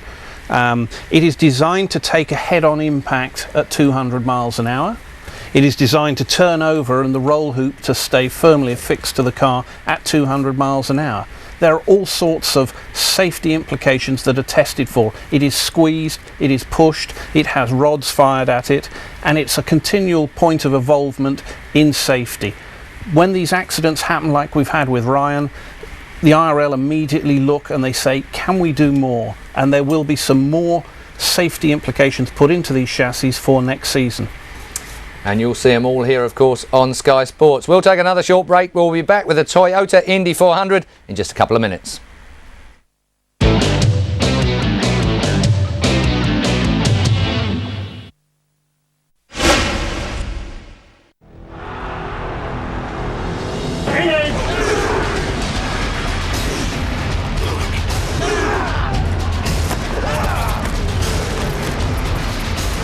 One of the 15 British and Irish teams wrenched the Heineken Cup from the grasp of Toulouse. The battle for Europe's greatest club prize kicks off with 6 live games this weekend, starting with Sale v Munster in association with Ford Ranger. Friday at 7, Sky Sports 2.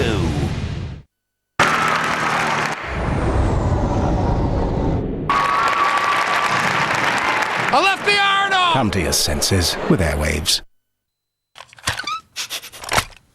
What, you thought it was electronic or microchips inside these things? Nah, it's me, Mr. Mouse, working my tail off all day surfing the net. And for what? To trace their ancestors. Look up their skew friends. Just for once, let me do something useful, like pay a visit to esure.com and get a quote. Ta-da. Your car, your home, even your holiday, all covered in double-click time. The money you could save with esure.com could make you one happy bunny, and me one happy mouse. Esure.com, insurance at mice's prices. Come on, give us a click. To find out about becoming a medic and other job opportunities, call 08456 075555. Children well, their father's help did slowly go by. Don't you ever ask them why? If they told you, you would cry. So just look at them and sigh. The 7-seat Verso. Keep your style. I know they love you.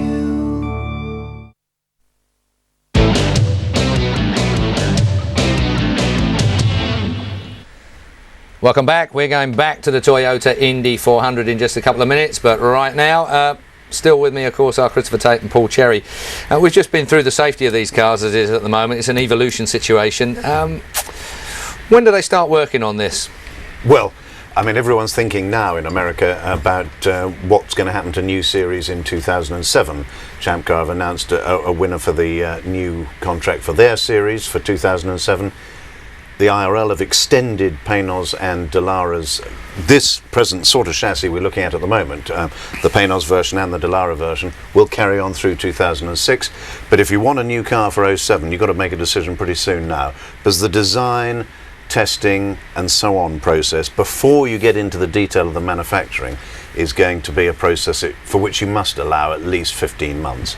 So if there are changes to be made, it looks now, with this news that we talked about at the top of the show about Honda sticking with the Indy Racing League until 2009, there could be some proper continuity which will allow the series to come back from one or two slightly difficult moments, such as the departure of Toyota. Well, we look forward to it indeed. Honda, of course, staying with us until 2009 now. Well, we can go back to the track now, and we pick it up on lap 176. There's not one of those guys in the top 6 that wants it any less than the next. Well, you have Hondas in the first 5 positions. Schechter with a Chevy in 6th, then a Toyota in Lazier and Castroneves in 7th and 8th. Here's your restart, and there goes Kanata. Look at that, stacked up 3 wide behind him. Kanata to the high side of Franchitti on the restart. Mira way out on the outside. Schechter does not get a good start. That's not uncharacteristic. He has not gotten a good start. He got a terrible start on the original start. None of his restarts have been good, so I don't think that's anything to really be concerned about. But look at Lazier on the outside of him. He's right after Schechter. So Lazier in the 7th spot. Schechter is 6th. Mira is 5th. And now on the scramble, on the break after the restart, it is Franchitti with that car length advantage over Lazier, or over Kanaan. But look, Sharp has gotten around Weldon. Sharp up to 3rd, Weldon 4th. And look at Danica working the high side of Lazier. All of a sudden, she looks real racy as she got up there and battling with the best of them. And here comes Hornish on the outside, way back there in the back. And he looks like he wants to get up there and battle with these guys. Well, now it's just a trophy dash. They've made their final pit stop. Hopefully no more yellows. We can race to the end. Some good racing back in the pack. Lazier or Mira very low on the racetrack. Well, Weldon's kind of pushed him down there and hold him down there. Yeah, he kind of pushed him down to the bottom. And look at Schechter. He's on the high side. While those two guys are down there battling each other, he goes way to the outside. Wow. Now, I'm telling you, 3 wide at this racetrack is pretty gutsy. I don't care who you are. Right behind them. And Mira comes out best as Schechter could not. Oh, and look at Weldon. Weldon took him real high. Up the racetrack. Weldon moved him way up the racetrack. And look at Patrick on the inside, way below the white line. She got shoved down there. That was again Dan Weldon. I mean, he moved right down the racetrack on her. She didn't have any choice but to go under the white line. And lost the position to Lazier. Yeah, she's not going to be happy about that. I mean, I'm not sure Dan Weldon knew she was there, but still. Man, look at them move around on the racetrack. Yeah. They are really dicing. They all know. Mira for 3rd spot. This is a 24-lap trophy dash, and every one of those guys thinks he's going to win it.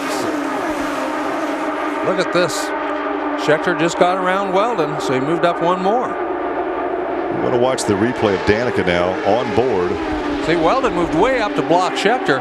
While he's up there blocking Schechter, Danica tries to come down, and he just pinches her clear down below the white line. And she almost got together with Lazier. Yeah, there was nothing she could do about that. Dan Weldon was looking at his right-hand mirror and forgot to look in the left-hand mirror. There's the gap between 2nd and 3rd. Great racing behind your 2 leaders, but Franchitti continues to lead over his teammate Kanan. Now Hornish is back in 10th position, so if he finishes back there, even if Franchitti should win this thing, Hornish would finish 3rd in the point standings. Yeah, Castroneves up there trying to battle Danica Patrick. You can see there's a lot of dicing and shuffling going on back there. Schechter does not appear to be near as quick as he was a little earlier. If he'd have been as quick as he was earlier, he'd have just pulled away from Weldon and gone up there and battled those 2 guys in front of him. It has not been able to do that so far. Now Hornish and Castroneves are hooked up nose to tail on the racetrack back in 9th and 10th positions. There's Lazier in that pink and white car. Right behind is Danica, and then the 2 Penske cars. Have to tell you, very impressed with Jacques Lazier. That's a terrific job for a car that has been under horsepower, does not run well at all on any oval track all summer long.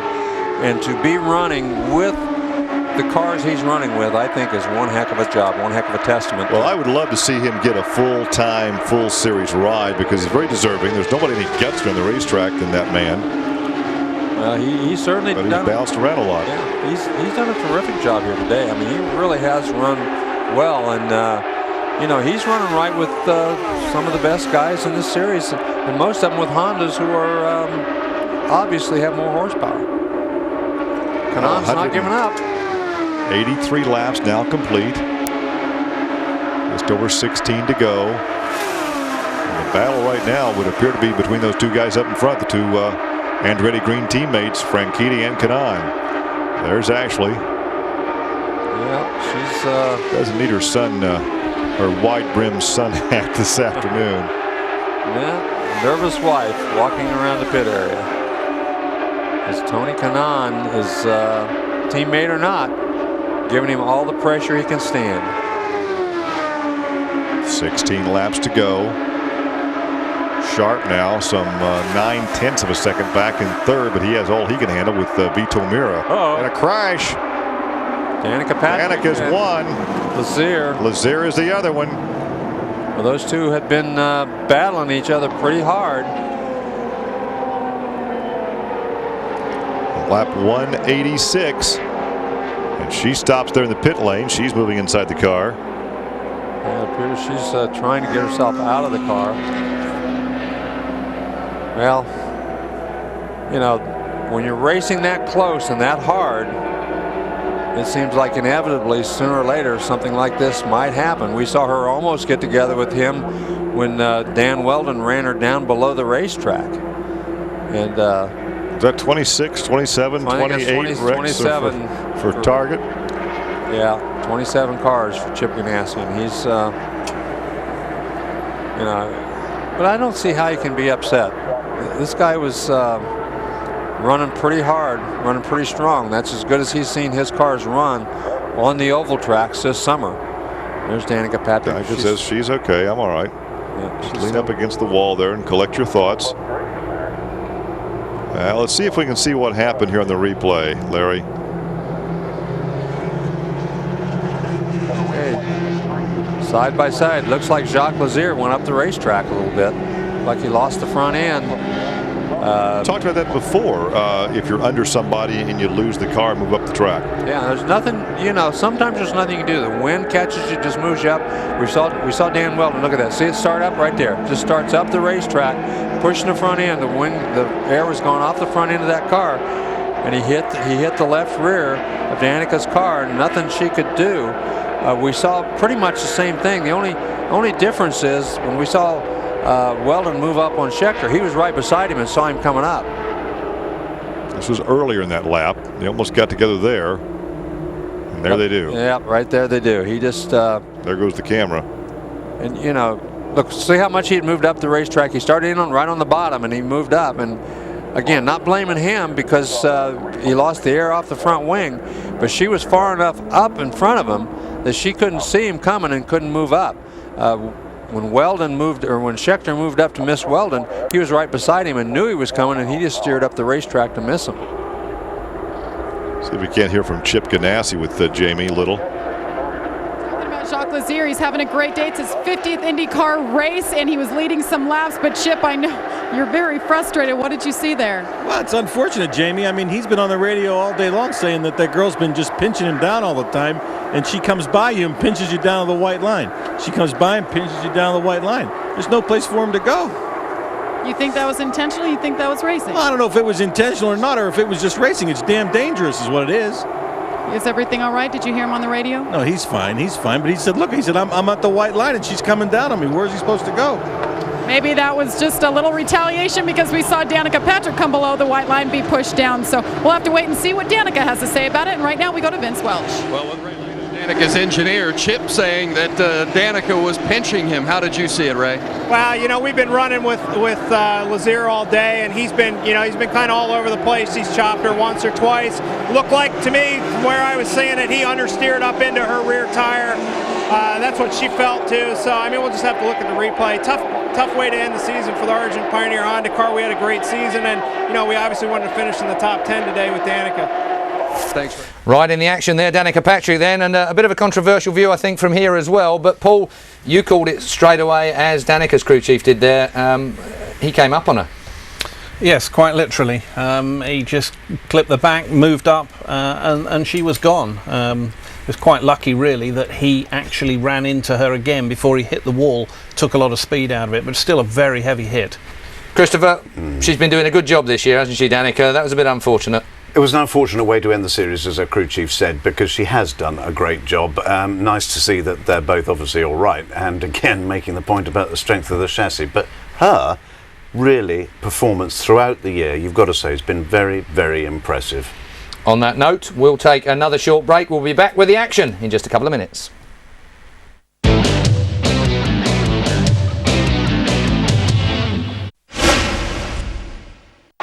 The Tri-Nations are off and running. Dazzle, hot potato. The Kiwis have beaten the kangaroo. Great Britain lie in wait. He's made the break. They won't come. Great stuff. Oh, what a try! Next up, the Aussies go to New Zealand. Sensational. Can they hang on to it? They can. They're over. Tri-Nations Rugby League, sponsored by Gillette. New Zealand v Australia, Friday 7:30 a.m. Sky Sports 2. Well, it's been a long day for Strahan. What a lovely shot. Who's the man? Forget your right guard. Let's start again. Start every day with an upward spray of Right Guard Total Protection. Its time-released odour protection will never let you down. Right Guard Total Protection. Start right, end right. Looking for a loan company that listens to you and understands what you want? offers a choice of secured and personal loans, provides great customer service and more, well, if you're a homeowner, call Purple Loans free on 0800 980 0209. They promise to act fast and aim to get you a great deal or help in arranging your loan.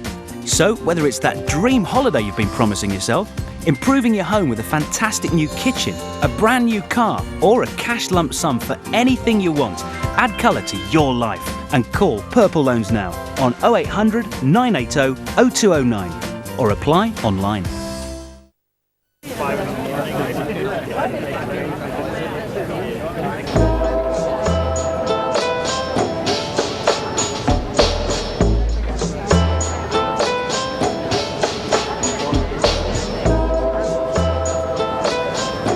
Hi, how you doing?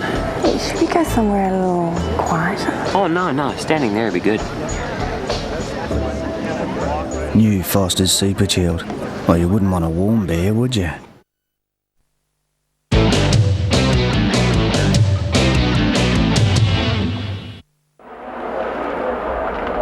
With 8 laps to go, the green flag flies as they come off that last corner. Franchitti, Kanaan, Sharp, Mira, and Schechter. He picked it up pretty early. I don't think anybody's going to get a jump on him. He picked it up Here way comes early. Kanaan right behind him, though. Might get a jump, but he's not going to drive away from him. They all were ready for it. Look at Kanaan. 8 laps to go. Kanaan goes high. Sharp down low. Here comes Mir on the high side of Sharp. They're stacked up side by side, nose to tail. And look at Schechter. They're 3 wide for 5th, 6th, and 7th. And Vito Mira got a great restart. He got a great start. He got around 1. And here comes Sam Hornish. We said if he could get a good start, and that he and Weldon would probably both get around Schechter, which they did. But Sam Hornish, you never want to count him out. Well, Hornish has won 2 races here. And he's back there in 5th spot right now as the laps wind down. 7 laps to go. It's still Franchitti looking for his 2nd win of the year. Kanaan looking for his 3rd. Mira looking for his 1st ever. Yeah, and Mira is not keeping up. That's not a good sign.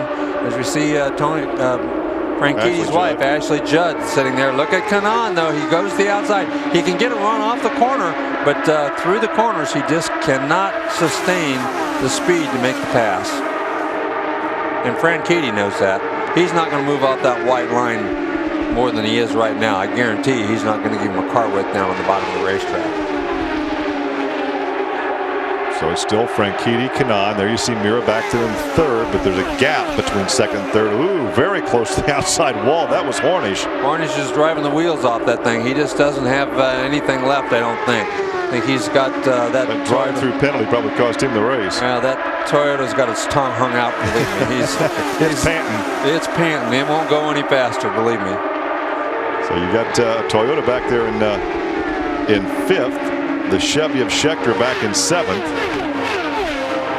Yeah, and it pretty well looks like it's going to come down to a shootout between Franchitti and Kanaan, because once Mira made that pass on the restart, he is just not fast enough to keep up with those 2 leaders.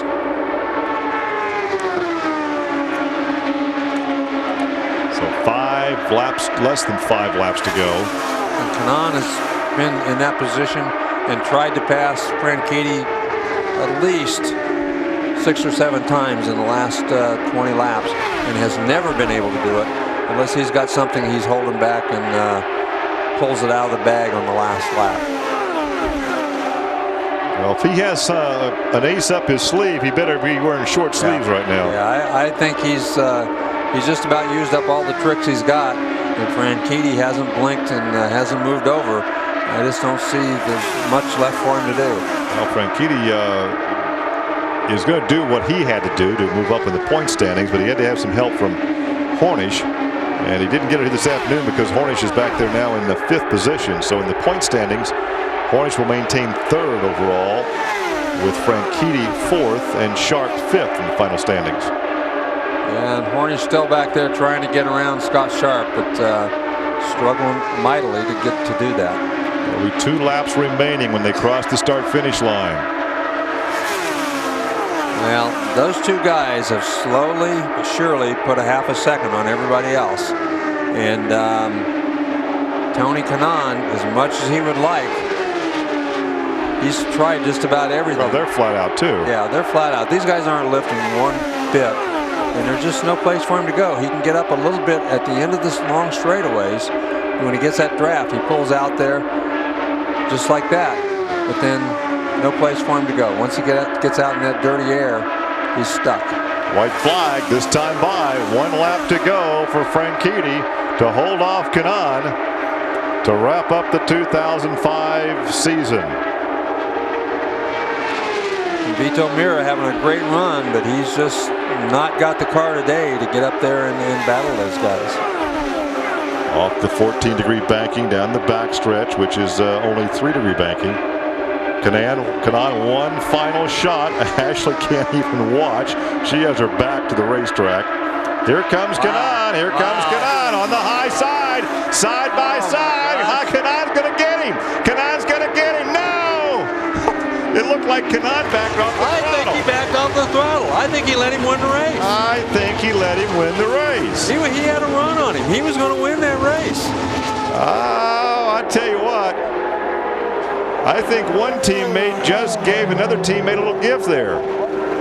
Wow. I have to tell you, I don't like that very much, but there's no question. She's pretty happy. Races this year where we were quickest and various things kept us from winning, but I'd like to say hi to Rick and Donna and to the kids up in Vancouver. It means a great deal to win this race, and Greg is, if you will, the elephant in the room, and we just love him and miss him so much, and it's very meaningful to win here. And I can't ask for someone better against whom to race than Tony Kanaan, and God bless him too, and I know that Greg has got to be just a part of this victory for those boys today. When the white flag waved, the emotion was too much. We saw you break down. I mean, you know how much a difficult year this has been for Dario. It really has been, because he's so clever with the car. He's got such tremendous intuition. The feedback he gives the engineers is incredibly detailed and sensitive, and Alan and he have made such progress. I mean, they were setting it up like a champ car for a long time, you know, on these big ovals, and they just figured it out. And so for the victories to elude them, that was kind of heartbreaking, not to mention the fact he's just the most beautiful, elegant sportsman in the whole world. Should win everything, in my opinion. And by the way, the mention of Greg Moore. Greg Moore was a driver all of us loved and was a tremendous talent. He lost his life here a few years ago, and he was a very, very close friend of Dario Franchitti. And I've got to believe that he is smiling right now, as is Miss Ashley Judd, as they will head to victory lane and celebrate. Guys? You know, I covered the pit lane for a lot of years in IndyCar racing, and the first thing I'd have to ask both those guys, did you get this thing handed to you, or did you give this to him? Because I tell you what, it looked to me like Kanaan backed out of the throttle. Yeah, he backed out of the throttle before he got to the start-finish line. Not sure why. But the victory, and in the record book, the victory goes to Dario Franchitti.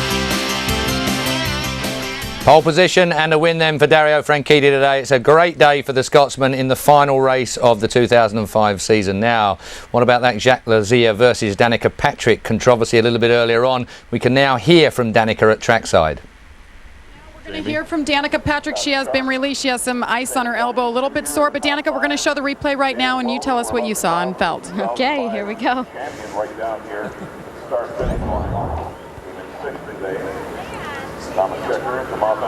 What are you seeing here? What are you thinking in your car right now? Are you holding your line, or? Looks like I'm driving, he's driving, we're all cruising around the corner fine. And we have a barred screen. And we lost our signal. The rain is kind of coming and going out here. What did you see from inside the cockpit? I mean, I saw nothing. All I know is that I was on the radio all day about him. He was all over the track, and I can understand if he's trying to find clean air when someone's right in front of him. But he would be out the track by himself and all over the place, cutting the air from me, which is basically like cutting me off. And I was complaining all day on the radio about him. And it's no wonder he jumps around ride to ride. I mean, he just, you know, like, it's so frustrating. I mean, you go out there and you just want to race clean, and this guy is just all over the place. So, needless to say, I'm pretty frustrated. I didn't want to end the year like this, But you know, I just hope it was a good show for all the fans and for our sponsors. Argent had an enormous amount of people here, and Honda and Pioneer are also based here. So, you know, hopefully it was a good race for them to watch. It's too bad we couldn't take it home. I think that, you know, when you can see the leaders right in front of you, you always feel like you have a chance. I was glad there was a yellow at the end, and it's an unfortunate ending.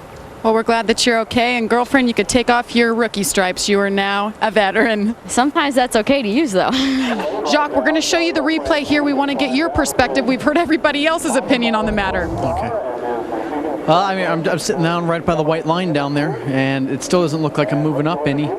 Very little bit, and I just basically had nowhere to go. I mean, at this point in the race, you're obviously, the tires are getting old, everything's getting old, you're running as hard as you can, and unfortunately happened to me one time previous too. We went into the corner and she ran me right down to the white line and pushed off and almost hit her one other time. It's just, you know, Brian always says you have to give each other room out there, and that's just a situation that I guess stubborn with a couple laps left that she didn't want to give me any room and pinch me down, and there's the result.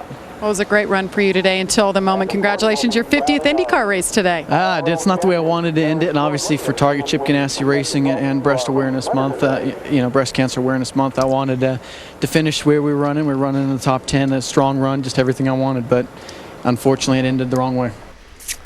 Well, to me, I have to say, if Jacques Lazier wasn't moving up the track, then the white line must have been moving down it from where I was looking from. Now then, what about the finish today? Did Tony Kanaan give it to Dario Franchitti or not?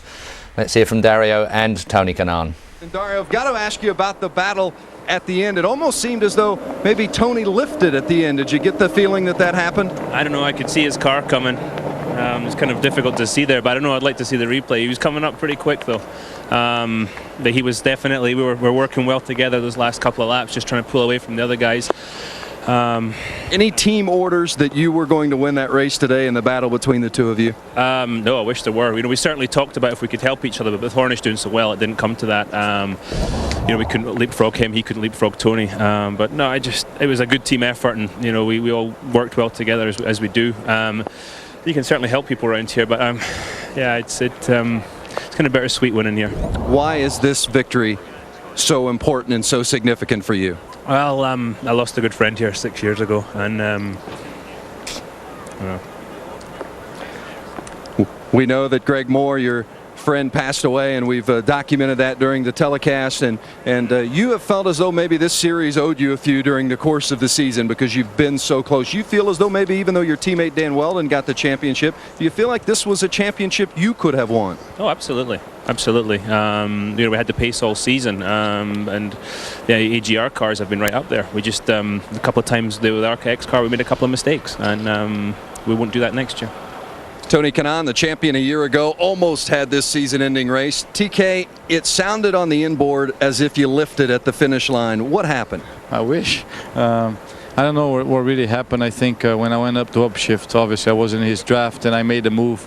I passed the overtake button and it just the engine had slowed down a little bit. So I don't know what happened, but shame that you know, I haven't won, but the team won. So to lose for a teammate is not that bad. Second place in the championship. So we'll find out what the problem was, but you know, for sure it's one last win. Incredibly emotional when you came over to Victory Lane and you hugged Dario. What was your message to him? Well, a few years ago we lost our best friend here, and I know he's up there somewhere. So Greg, we do love you a lot, and that's what I said. I said hopefully this one was for Greg. So good things happen to good people, and he deserved that. That's a sentiment felt by many. Thank you, TK. Tony Kanaan then, second place in the IndyCar Championship this year. Paul, a lot of memories for Greg Moore. Yes, unbelievably. Greg came through the ranks, through Atlantics into Champ Car, and was meteoric. And really the accident he had was a complete freak of an accident. I mean, it would not happen again at any time.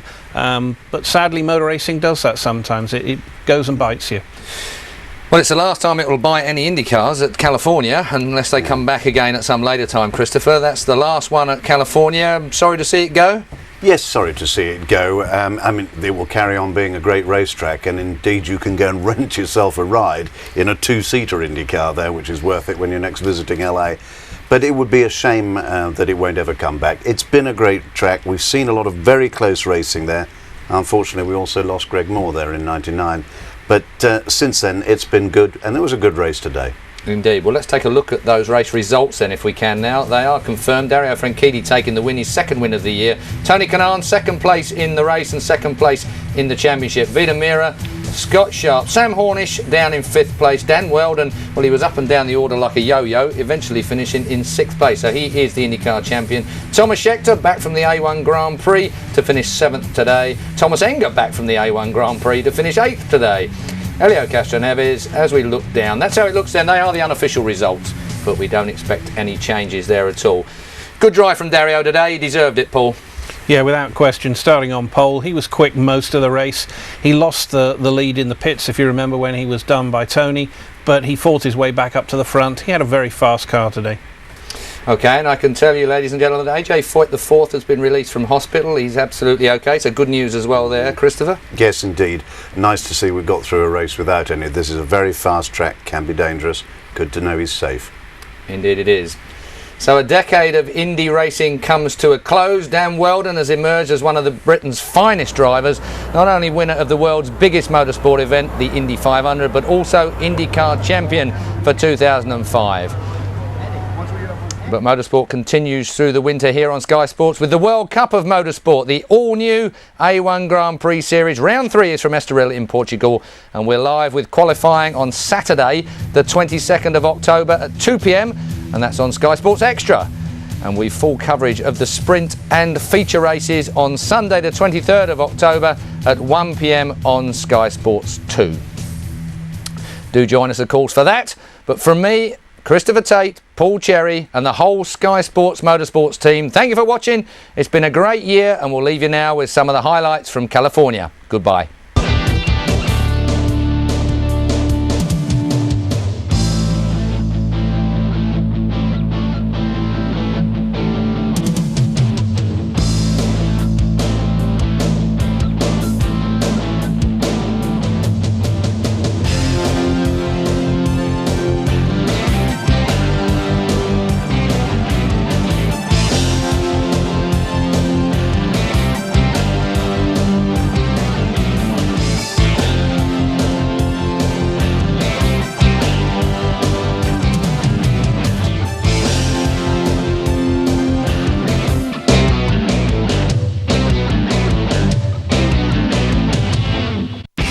It's a new season. They were in a bar the night before a game. With new challenges. We're on the beach. We're playing Liverpool in a few hours, and the boats are gone. We appear to be in France. The new series of Dream Team. Sunday at 8, Sky 1. Sales calls.